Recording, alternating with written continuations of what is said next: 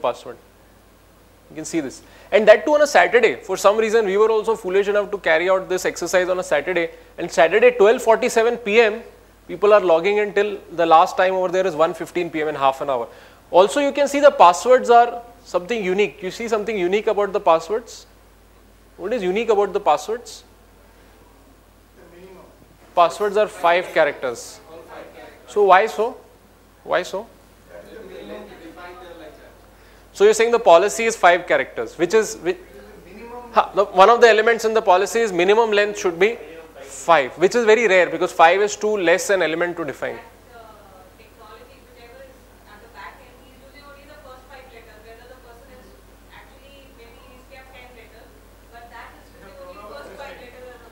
Brilliant. Huh? So what happened was, so we are not programmers. So I asked one of my guys in the pen testing team, yaar, build a page like this. So he went online, downloaded a login form and said, "Ke ho gaya mera." So he said, okay, let's upload it. When the data started getting collected, that's when we realized that it's only capturing 5 because the field length over here was limited to 5. Nobody will have a policy. I mean, it will be extremely rare for an organization to have a policy limited to 5. Okay. But did we tell the client that it was a mistake with the form? No. We told them we didn't want to capture your passwords. So we knowingly kept the form as 5. Okay. So that's what happens after 10 years of consulting. You turn a mistake into also an advantage. To the programmer. He is not a programmer. No? He is one of my pen test guys. And now, by the way, now this is our standard process. We actually keep the length limited to 5 because we're not interested in capturing the password.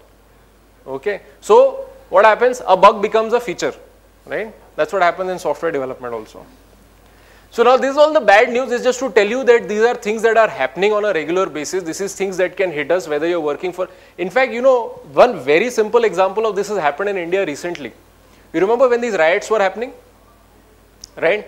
Did you know, you all know that on Twitter and YouTube, all these fake videos, recently the Assam riots, and there was an entire exodus of people from other parts of the country who are northeasterners back to the northeast, right? Imagine the havoc and the impact that has been created, correct? Now that is again technology being used, right? So this sort of attacks, these sorts of attempts are happening every day as we speak also on our national infrastructure, right? Although we saw in a movie Die Hard 4, right, where this was very well characterized, when the movie came out, we all in the industry also said this cannot happen, right? This is only a movie. It doesn't happen in real life, but it is now happening, okay? So what are the solutions? So first, let's look at some of the technologies that exist, right? Privilege ID management. We are all familiar with privilege ID management solutions because remember the RSA attack.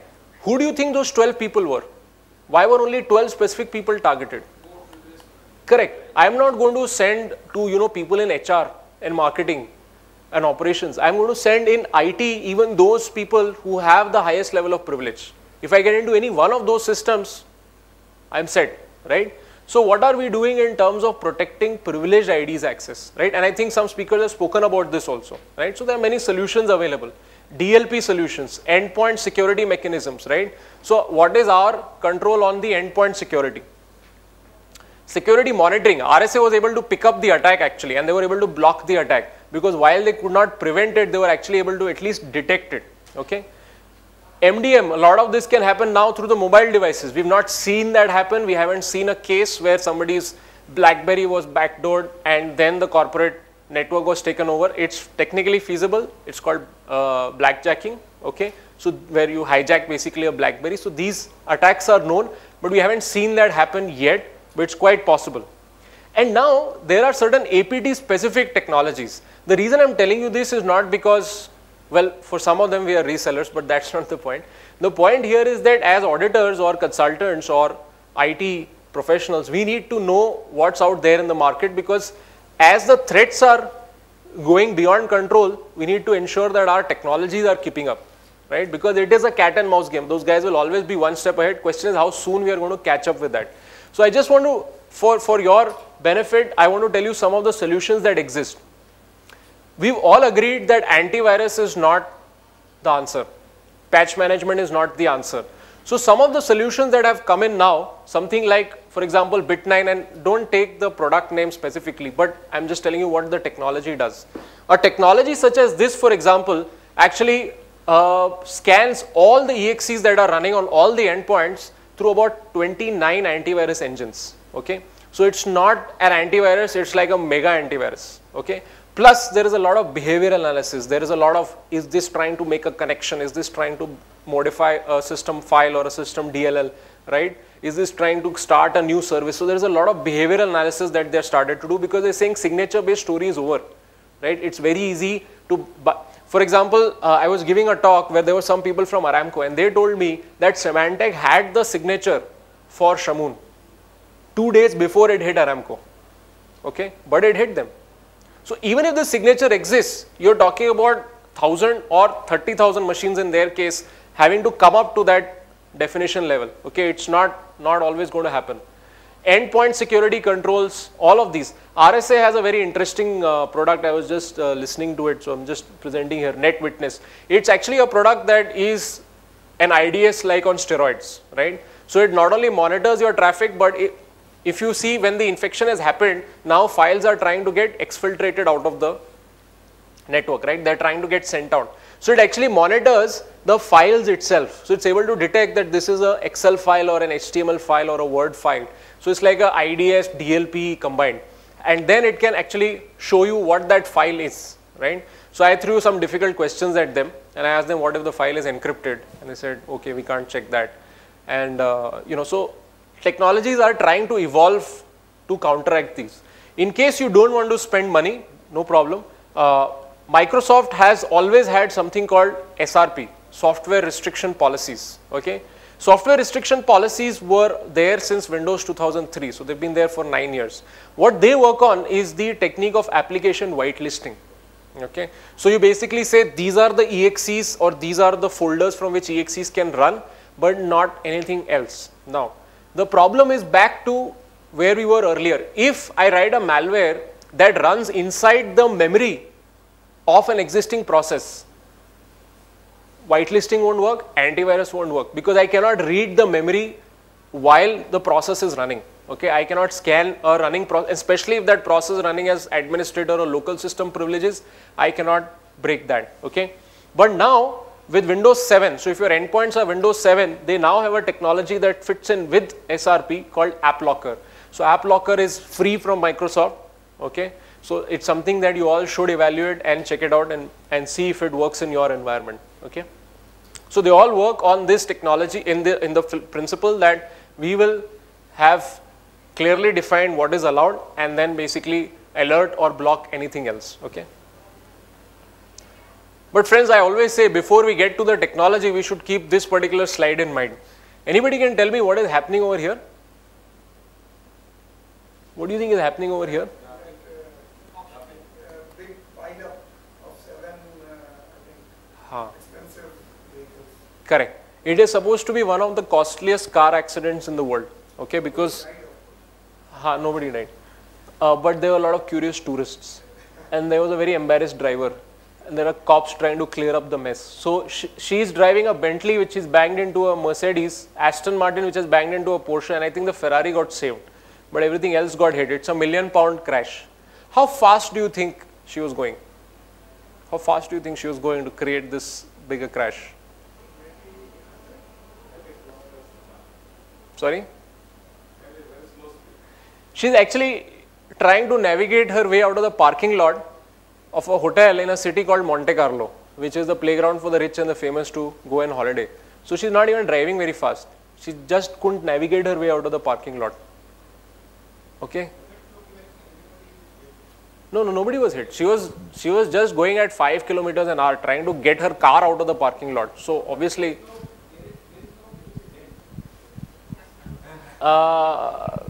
you could go exactly on this point and see the dent. Okay, you could see the dent here. These two cars are almost kissing. So, She was driving, but why these cars? They were standing. So I think we're going beyond the point because we want to end the... So there is a point I'm trying to drive, which is not whether this picture is true or false or morphed, because this picture is true, it was in the news, and if it's in the news, it must be true. especially if it comes in the midday. Okay, so this is a true fact.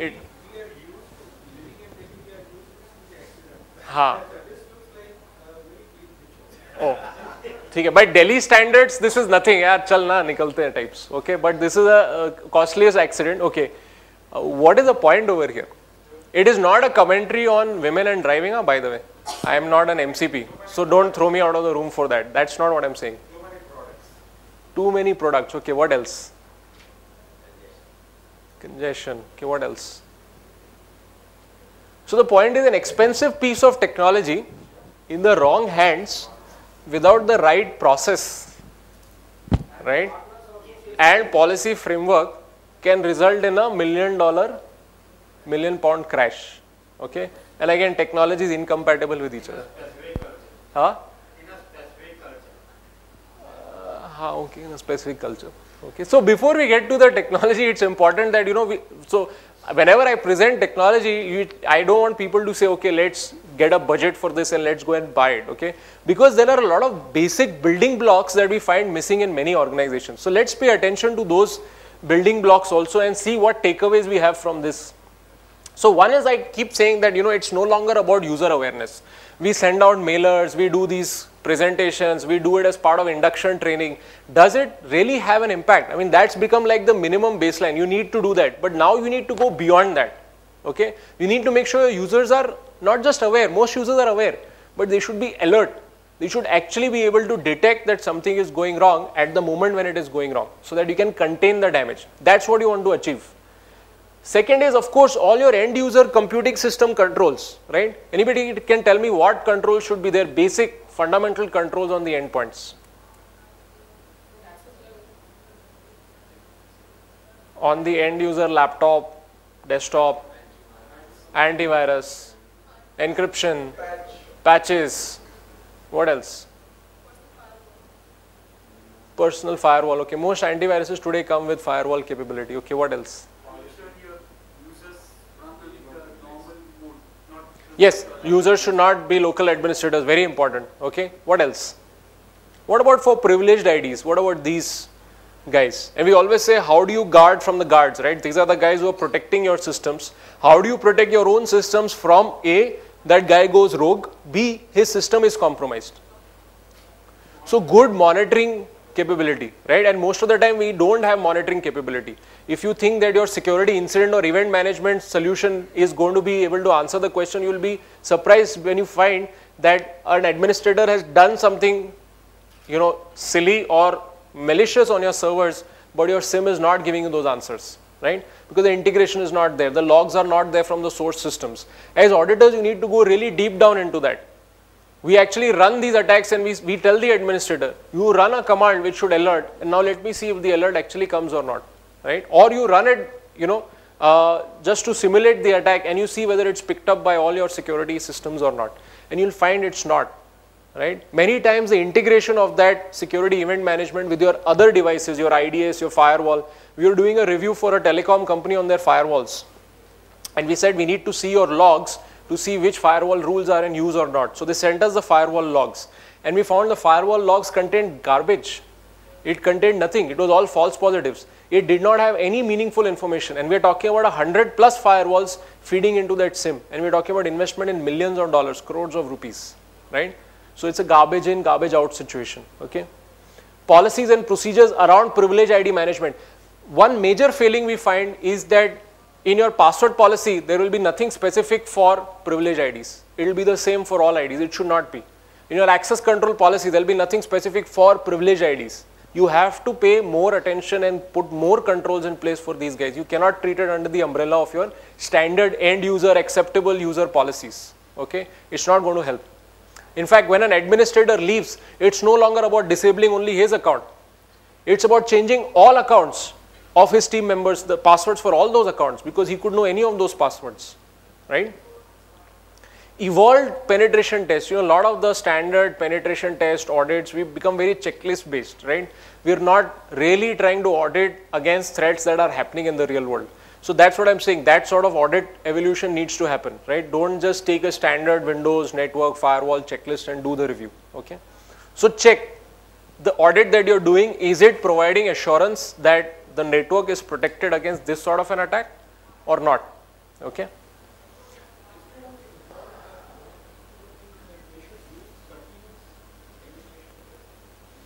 So that's one other aspect of the evolution, very good point, which is that it can even be concurrent. Now a lot of companies are having IT auditors sitting inside the IT department. Concurrent audit, always a watch. Second, every new system is undergoing an audit, not just once a year. Every new application, every new system that goes live, any new technology introduced, audit is involved. Okay. So ongoing security assessments now are de rigueur. Most companies, most banks, at least banks, because the RBI has given a 300-page beautiful Bible for banks to follow in India. So all banks have evolved to that level, where security now is a mandatory criteria. Okay.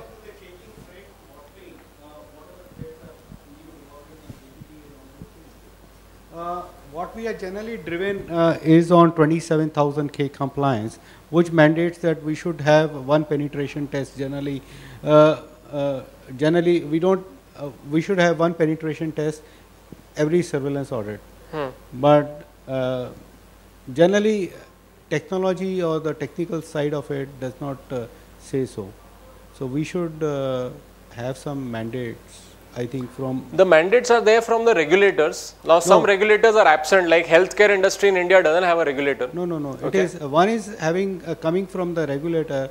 Another should be coming from veterans like you, those who have been continuously speaking in various forums. You should, I think, create awareness. What is the difference between having a one-time done and what is the continuous? Correct. Base. In fact, like I'm saying, most of the major companies that we work with, they all have ongoing assessments happening now. Now it's no longer once in a year. Now it's every new piece of code that goes up will undergo a thorough security assessment. Every new web page that goes up, any new product that gets deployed, there will be a thorough security assessment done of that. So this has become pretty standardized in banks, and specifically in private banks. Okay, or the larger public sector banks, but has it translated to other FIs, insurance companies, mutual funds? It's getting there. In fact, one of the things that I always speak about in conferences, people ask me, where does India stand specifically? I feel that our awareness and maturity levels are actually far ahead of where you would expect them to be.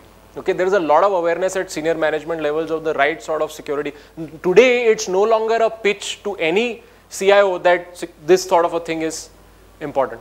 You don't have to convince them anymore. You just have to explain how it will be done, what is the most cost-effective way of doing it, and those sorts of things. Okay, so this evolution is already happening.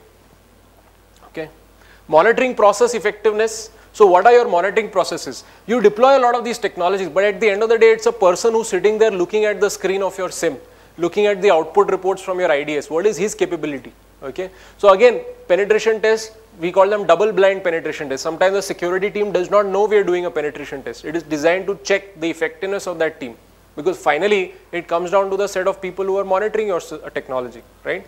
So this is very, very important, the effectiveness of these processes.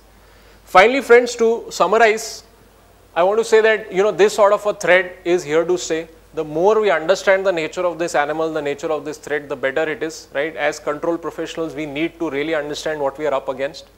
It does not take a genius to evade antivirus. Okay, we've seen some very rudimentary attacks. We do trainings on malware analysis and things like that. It's very simple to evade an antivirus. Okay, so we need these newer solutions, and these solutions are coming into the market. We need to explore them, right?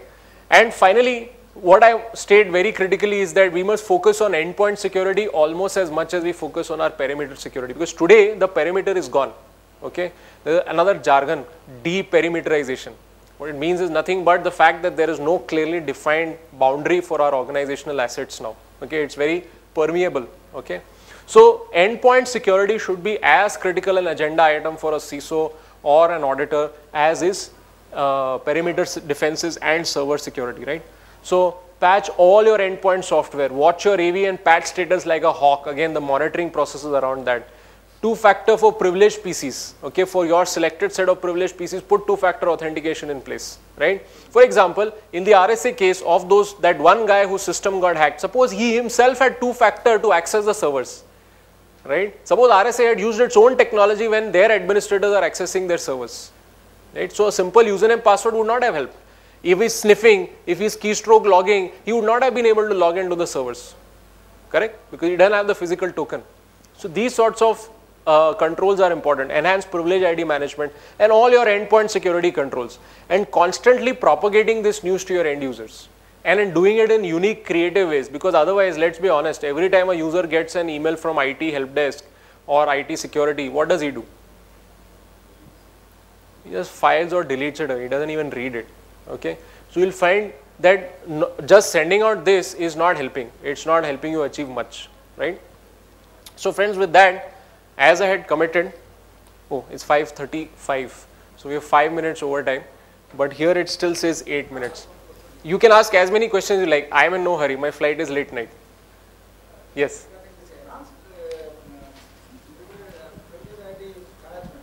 Yes.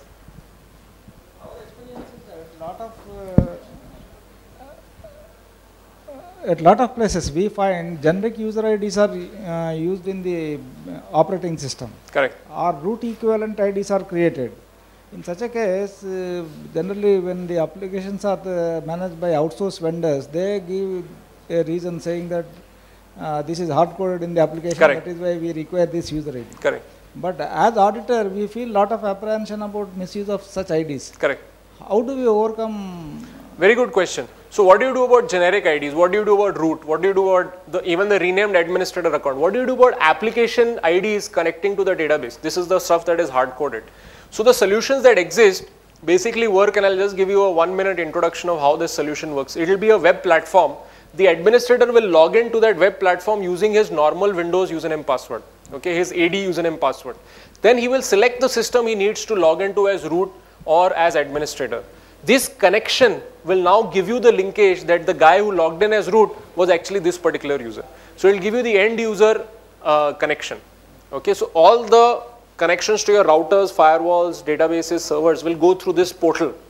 Okay, because he's going through this portal, he logs into this portal using his Windows username password, and then if he logs in as root or as administrator, you have the link now created. So this solutions perfectly try to address this specific issue. Okay. Any other questions? Yes, Shaju. Still, you have exposed to that username and password, right? So how do you restrict the direct access also? Very good question. Very good question. So you are saying that when he logs into this portal, he will still be able to see the username password with which he will. Not that. No, you are asking him to access the server using this portal. Yeah. However, there is another option also to access or bypass this portal.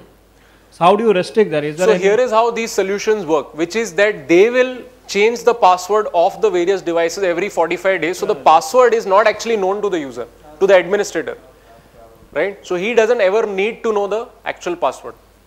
And then you can put network access control layers in the middle where SSH and RDP. Right? So PAR and PIM combined will solve the problem.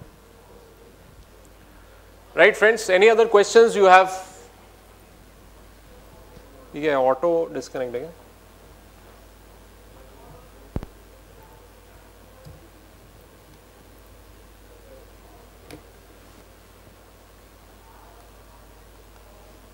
So you have my email address. Please feel free to write to me, right? And thank you very much for being a patient audience. And hope if you are in Delhi, you have a pleasant stay. Thank you.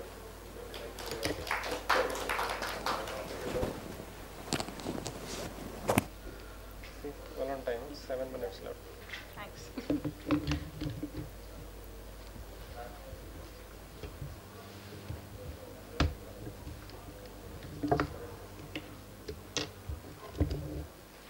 For that insightful presentation.